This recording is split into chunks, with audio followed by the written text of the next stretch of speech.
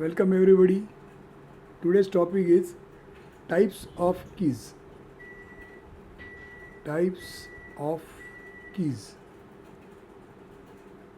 This is also a freehand work and the number is P5. It is practice sheet number 5, types of keys. There are some of the types of keys which are shown here, which we are going to discuss. But before we do that, let us first see what is a key. What is a part which is called as a key? What is a function of such part? Now, see here, what we normally require is the machine has got many a times a shaft like this. So, this is a shaft, and this shaft is to be fitted to a disc. So I have drawn a shaft and a disc arrangement. This is a shaft and this is a disc. Now the disc can be a gear, it can be coupling, it can be pulley, it can be sprocket, it can be brake. That means any part which you want to fix to the shaft, that we are calling right now as only a disc. Our job is to transfer the rotation of the shaft to this disc. That means when the shaft rotates, you want the disc also to rotate. Now for that you want to tie these two parts together. Now suppose you provide here welding, then these two parts will be like one piece and they can rotate together. But then welding is never advisable because welding makes it a permanent joint, so that you will not be able to remove this when you want to remove. Moreover, welding will not give you perfect accuracy in terms of perpendicularity, etc. So welding is never done in such case. So what is done is, this shaft is connected to the disc by using a machine part that is called as a key. So key is a part used for the purpose of connecting shaft to the disc. Now let us see how this is done.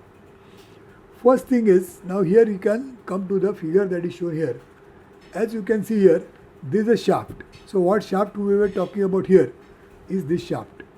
Then the disc what was shown here in this example, this is a disc. Right now this disc they are calling as hub. What it means is, hub is basically a part of a disc which is shown like this. And they have shown the method of fixing the shaft to the hub or to the disc by using a key. Now see what they have done here. First thing is, a rectangular groove is cut here. You can see here a rectangular shaped groove. A slot is cut on the surface of the shaft parallel to the axis of the shaft. Similar groove is cut, rectangular groove is cut inside the hub or inside the disc. That means this is the inner surface, inner circular surface of the hole which is there in the disc, and in the disc we are cutting one rectangular slot like this. Now this slot width and this slot width is same. Next thing what is done is a key. Now this part is called as a key. As you can read here, key, and this rectangular box like shape that is shown here, this is representing a key. Now this key is now going to be put into this particular slot provided on the shaft.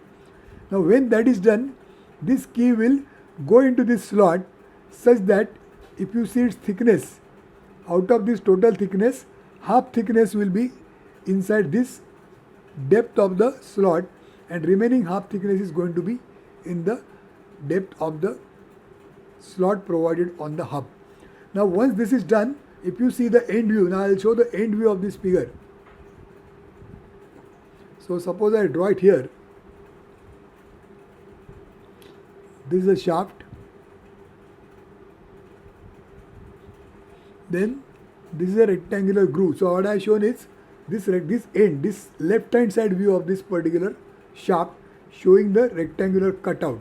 So this is a rectangular cutout or the slot what we have talked about here, that is shown here. Now this slot is called as keyway. So key and keyway, that is a combination. So this slot is called as referred as a keyway. So we are showing a keyway that is cut onto the shaft like this.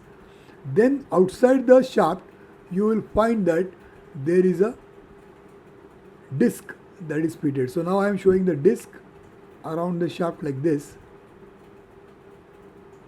such that the inner diameter of the disc is same as the shaft diameter. So the shaft is fit onto the disc, and this rectangular slot which is cut onto the disc is coming exactly above the slot that is cut onto the shaft.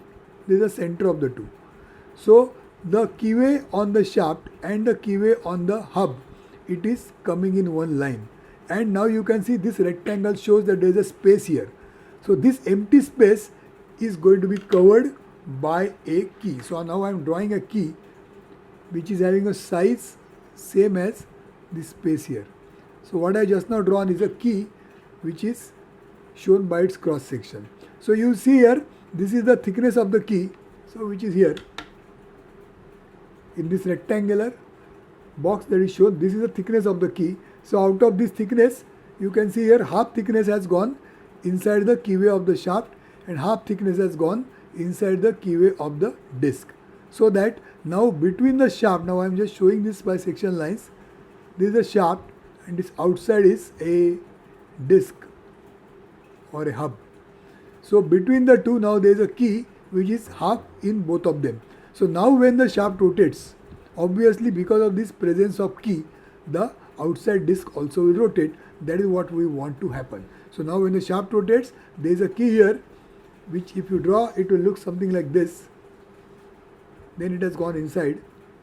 So that this key has gone inside like this, and because of this key which is half in the shaft, half in the hub, the outside part will also rotate and the power is transmitted, the rotation is transmitted. That is how the key works. So having understood the function of the key, now let us see what are the different things that are to be studied here. So you can see here shaft, keyway, key. Now the key is shown by its width W, by its length L, and by its thickness T. Small letter is shown here T. Now out of the T, here part of T by 2 is here, T by 2 is here. This is a keyway in the hub also. You will also notice that tapering is written here. This word tapering is written here. Here it is written taper 1 in 100 on this space only. That means this key, now I will draw this rectangular key like this. So when I draw the key like this, this is the length of the key L, this is the thickness of the key T, and the top surface which is there, it has got a taper. That means this is slightly inclined. So this is showing the taper. That means this side is more, this side is less. This thickness is more here, this thickness is less here. But this amount of taper is shown 1 by 100. Now last time we have seen the meaning of 1 by 100. So when you move 100, then this is going down by 1. So if you move by L, it will be proportionately down. So what is the advantage of this taper is, because of this taper, the key will be fitting into the groove as a wedge. Like a wedge action, it will firmly fit into the groove. Now you can see here the section of this particular part. That means what we are just now drawn, if you take a section and see in this direction, so that you will be able to see the hub, you will see the key which is cut, and you will also see the shaft that is cut. So the figure is shown like this. This is a shaft of diameter D. So therefore there is a hole also of diameter D, capital D. Then you can see the keyway is cut here. The lower side, see this is the lower side of the key. Lower side of the key is sitting into the groove here. So this is parallel to the axis. And the upper side, this is the upper side of the key. This upper side of the key is given a taper. So this taper is also there in the keyway cut onto the hub. So taper is on the upper side and into the hub here. Here there is a taper. So you can see here taper 1 in 100 is shown here. And what you see here is a key. Now you can see again key is half inside the shaft. Therefore it is shown by dotted line. And it is half coming up above the shaft. Now when the section is taken, the key is also cut. But there is some convention for the sections. In this case, the hub is shown in section. The key is not shown in section. The shaft also is not shown in section. The reason is, the rule says, for a part like a shaft or like a key, which is a standard part, it is never shown in section, although it is cut. So the shaft is cut, but it is not shown in section. The key is cut, but it is still not shown in section. And it is shown just like a orthographic figure with a dotted line, because this is not seen, because this is not seen. But the hub or the disc is cut, so it is shown in section. So whatever we have discussed is shown here. The side view, so this view what is drawn is shown here. You can see W is the width of the key, T is the total thickness of the key. Out of that you can see a 0.5 T here and 0.5 T here. That means half in both. So this kind of a key is called as a sunk taper key. It is a taper key and it is shown like this. This is the simplest form of key, and the approximate proportions of the sunk taper key of a rectangular cross section, they are shown here. So if D is the diameter of the shaft, then the width of the key is, you can see here, 1/4 of the diameter of the shaft plus 2 mm. That is the size for the width of the key, and the thickness of the key is taken as 2/3 of the width. So the dimensions of the key W and T, they are decided by the diameter of the shaft by this particular equation. The length of the key can change depending on the size of the overlapping you want. So here overlapping is this much, accordingly the length is taken. It is slightly more than the width of the disc. Now are we going to use this formula for finding out the sizes? The answer is no. You can see here there is a standard table available. Now first of all, let us try to understand. These keys are standard parts. So just like when you go into the market and buy some nut bolts, you tell the shopkeeper that I want a 10 mm bolt, I want a 6 mm bolt. So like that, these keys are also available as standard parts, and they have got some standard dimensions. Now these dimensions of the key W and T, they are arrived by this particular calculation, and they are available in the form of a table which is shown here. So you can see now how the table is to be read. So if the diameter D is over and 2, so over 10 mm up to 12 mm. So if the diameter is lying in this range 10 to 12 mm, then this formula D is applied here, and they have found out W and T, and they have given you the ready-made dimension W and T. They are slightly varying from this equation, and they are the sizes which are coming closer to the standard sizes. So for a key of any of this range, for a shaft of any of this range, you are supposed to use a key whose size is 4 mm by 4 mm, W4 and T4. So like that, if the range is 12 to 17, 5 mm, range is 17 to 22, 6 mm, range is 22 to 30, this. So like that, as the shaft size changes, accordingly the width and the thickness of the key changes. So you have to select a key from this table. So you have to say that I want a key suitable for a shaft of this diameter. You will get a key whose width is 18 mm and whose thickness is going to be 11 mm. Accordingly, you have to cut a keyway into the shaft and into the hub by a size equal to half the thickness of the key. Okay, so this is how the things are working. So having seen the basic type of key, now let us see what is the different variety that is available in the keys.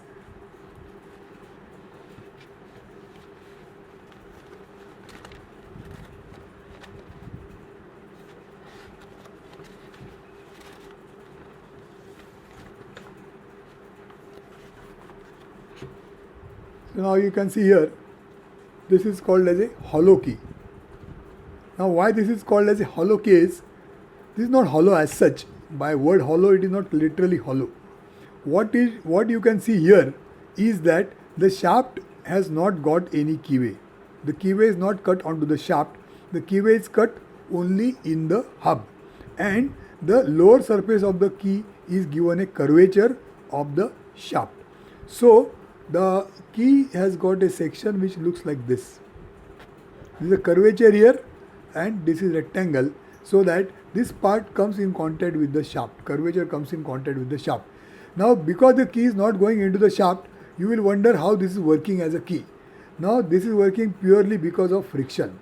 Just because of friction between the key and the shaft at this place, it works only on friction, and there is a taper again given on the top surface. So this is forming a wedge. So because of this taper shape, it is firmly fitted into the groove, and as a result, the friction that is applied on the surface of the shaft is making the shaft rotate along with the disc. So it works like this. In this case, this is providing some kind of a safety also. That means in case suppose there is some kind of a jamming that is taking place, so the shaft is rotating but the disc is not in the position to rotate for some reason, in that case it will slip from here and it will work something like a safety device without causing any damage anywhere. So this is in fact a type of a saddle key, and in the saddle key the first type is hollow and the second type is flat. Now what is done here, as you can see, the key is rectangular again, So the key here is again rectangular, and in the shaft, if you see here the shaft, see the basic shape of the shaft was like this. This much part of the shaft is cut and it is given a flat surface. So you can see here this much part of the shaft is made flat. So the shape of the shaft is like this, then flat, and then like this. Now this flat portion of the shaft is matching with the width of the key, and you will be able to put the key here, and again this is working as a keyway. So this flat surface is working like a keyway because the shaft will not be able to rotate because of the flat surface. So in a way it will work as a keyway without cutting the actual keyway here. Just by making it flat, it is possible to connect the two parts by making use of a key. Again, it is working here because of the geometry and still without any cutout of a key. So this could be a case where you don't have a facility for machining a keyway into the shaft, in which case as a shortcut you can do like this. This flat you can perform by machining, not machining, by hand machining, that means by way of file. You can do the filing here and this surface can be made flat, and you will be able to put a flat key over here, which is a type of saddle key. Now the proportions of saddle key are written here. Next type of key is a key with a jib head.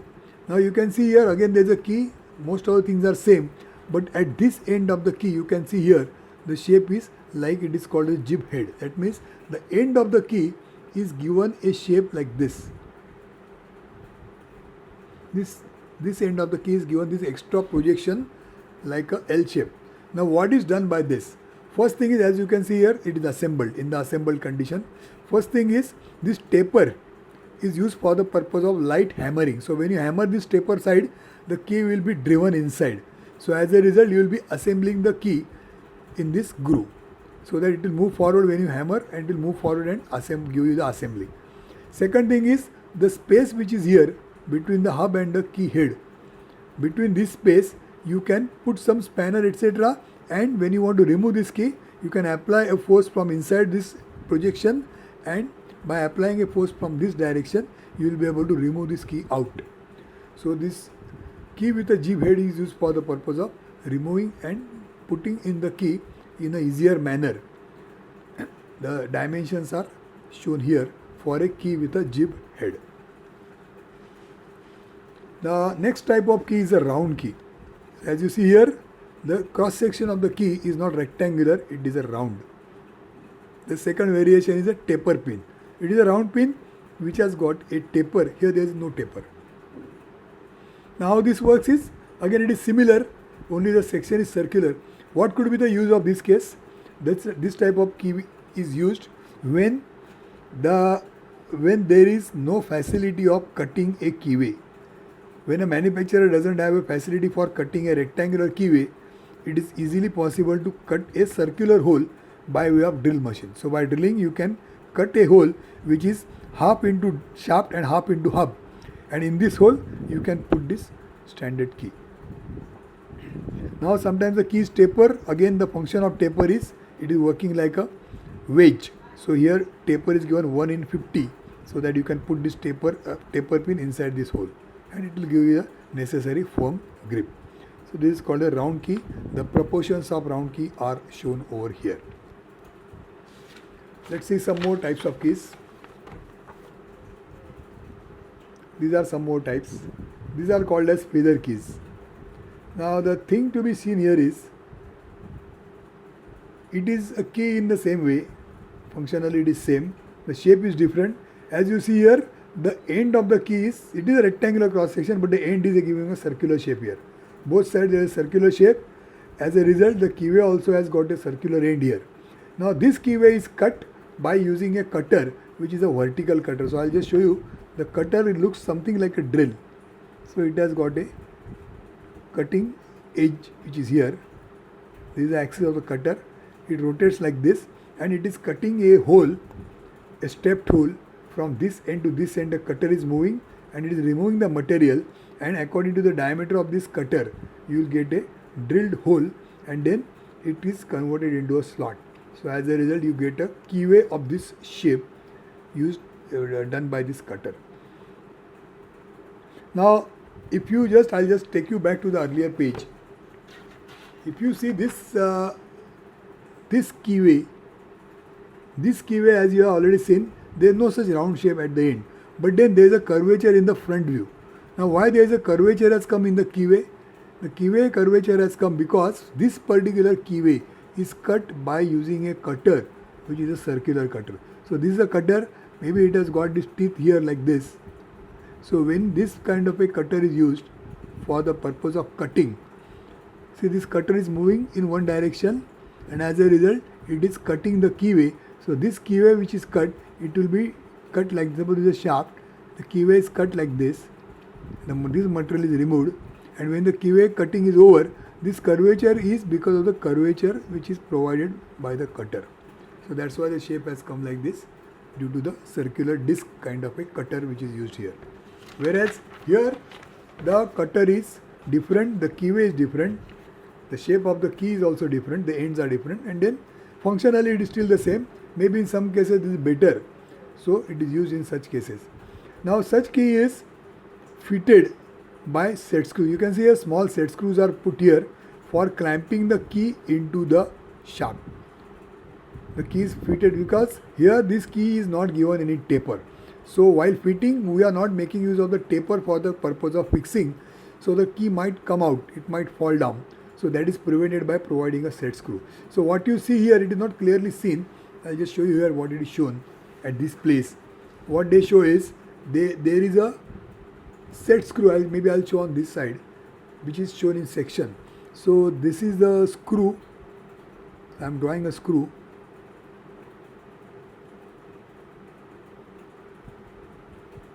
This is a screw.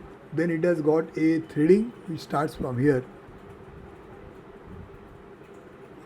This is a threading. It is all shown here.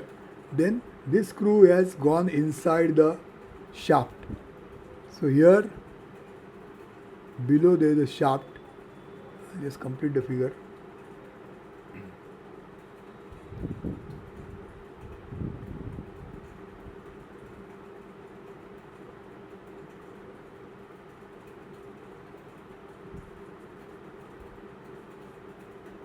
So what I just now drawn is key. This is a key. Then this is a screw. This is a key which is inside the shaft. So I'll draw a shaft now here.